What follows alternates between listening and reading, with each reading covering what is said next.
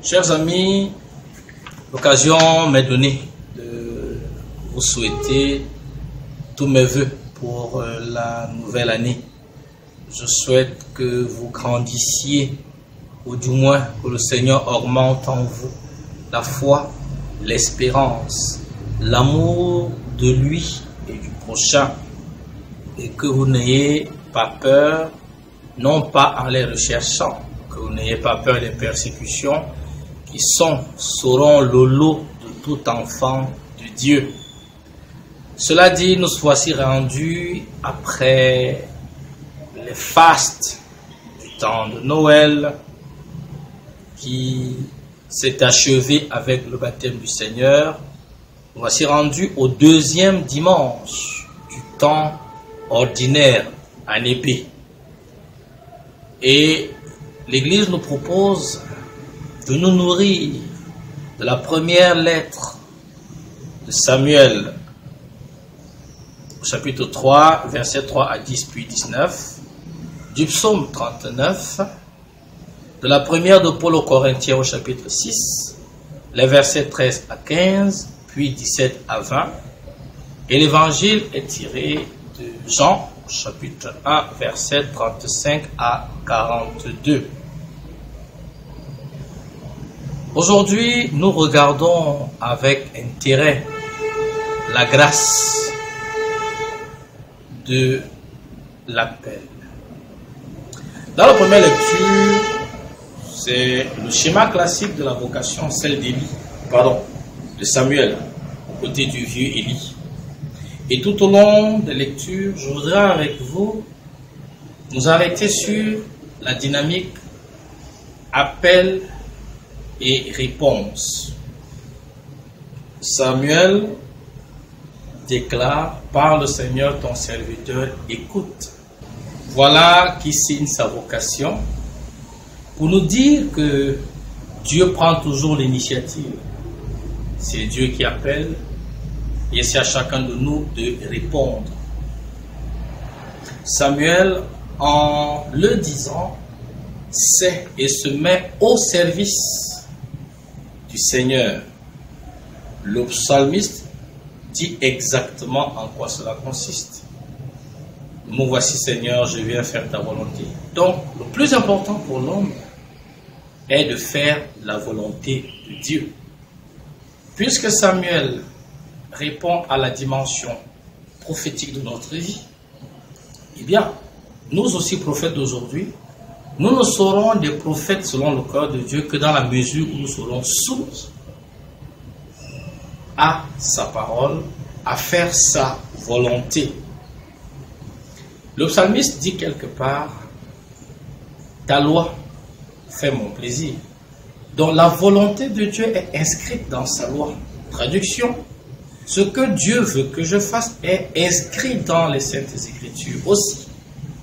Nous est rappelé l'importance de demeurer des lecteurs attentifs de la parole de Dieu, sans laquelle nous ne saurons jamais ce que Dieu attend de nous. Oui, la loi de Dieu est consignée dans ses commandements. Et celui-là qui est appelé par lui se doit de mettre cette parole en pratique, de la connaître, de l'étudier.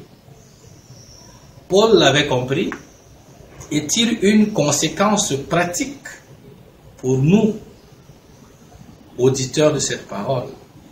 Par 2 fois, le mot revient: fuyez la débauche. Conséquence d'un préalable. Nous sommes devenus temple de Dieu le jour de notre baptême. En disant comme Samuel: Seigneur, parle, je vais faire ta volonté, j'accepte que je suis devenu la maison de Dieu. Or, Dieu est saint, Dieu est pur. Paul doit nous inviter ici à célébrer la dignité de notre corps. On ne doit pas le souiller de quelque manière que ce soit. On ne doit pas souiller son corps, on ne doit pas souiller son âme, on ne doit pas souiller son esprit. Aussi, la question devient: comment est-ce que je préserve mon corps de toute forme de souillure? En effet, il est important de pouvoir le signifier. appelés par Dieu pour le servir et être à son service, on répond à nos vocations, selon qu'on en est dans la société ou dans l'église.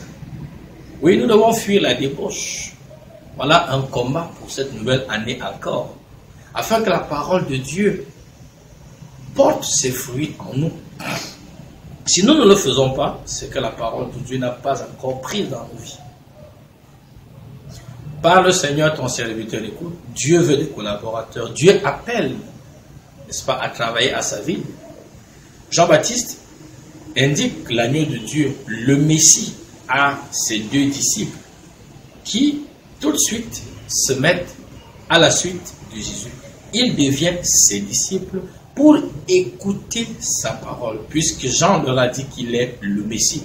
Et il pose une question très intéressante. Maître, où demeures-tu? Nous voulons désormais rester avec toi.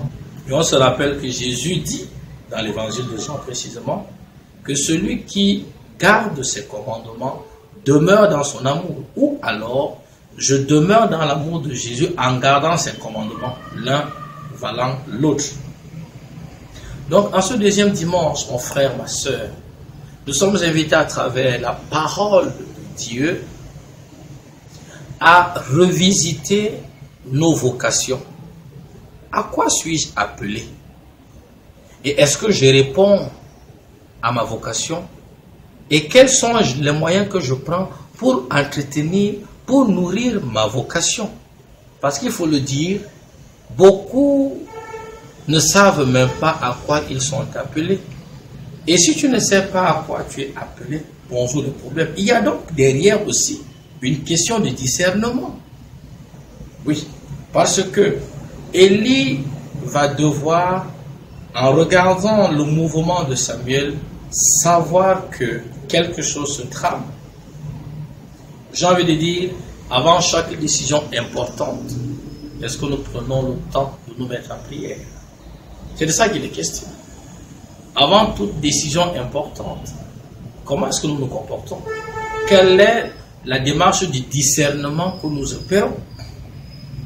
À travers les personnes que nous rencontrons, à travers la prière, à travers l'analyse, la réflexion au sujet des événements. Donc tout cela n'est pas à négliger, c'est à prendre en compte. Le Seigneur nous invite donc ce dimanche, mon frère, ma soeur, en ce début d'année, à nous rappeler, il ne faut pas se leurrer, que notre vocation est la sainteté, comme l'a défini le Concile Vatican II, en lien avec encore Lévitique 19, verset 2. Oui, et la parole de Dieu nous sanctifie. La parole de Dieu nous aide à nous sanctifier. La parole de Dieu nous aide à purifier, à sanctifier les activités humaines, politiques, économiques, sociales, de quelque nature qu'elles soient. Mettons donc au cœur de nos vocations la parole de Dieu. Renouvelons notre attachement au Seigneur.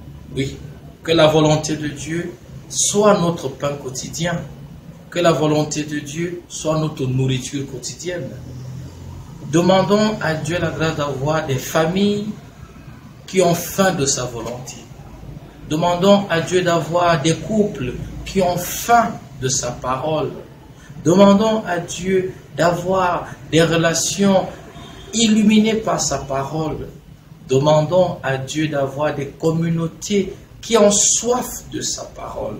Finalement, demandons à Dieu la grâce de vouloir demeurer à côté de lui, de vouloir demeurer avec lui, afin que son nom soit glorifié et que notre vie, à l'exemple de celle de Samuel, ne reste pas des vies stériles, ne reste pas des vies sans fruits, qu'elles soient des vies qui portent du fruit et du fruit en abondance. Jésus nous a prévenus, beaucoup sont appelés, mais il y a peu d'élus aussi.